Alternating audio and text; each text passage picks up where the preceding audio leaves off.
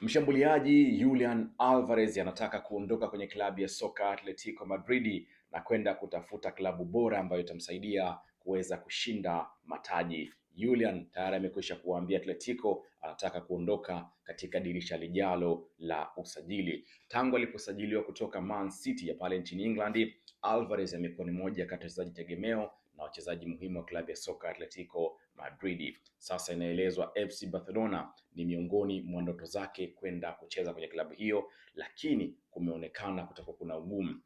Thamani ambayo Atletico wanahitaji ya kumwachia nyota huyu ni pauni milioni 100, kitu ambacho kwa FC Barcelona huenda likawa ni jambo gumu. Wameshindwa paundi milioni 26 ya Marcus Rashford, hivyo huenda likawa ni jambo gumu kulipa paundi milioni 100 ya kumpata Julian Alvarez. Sasa inaelezwa vilabu kama PSG pamoja na Arsenal ndipo ambavyo vinapigiwa chapuo zaidi ya kuweza kupata saini ya mshambuliaji huyu ambaye amekuwa na wakati bora sana na klabu ya Atletico Madrid na anatajwa ni moja kati ya washambuliaji mahiri na bora sana kwa sasa barani Ulaya.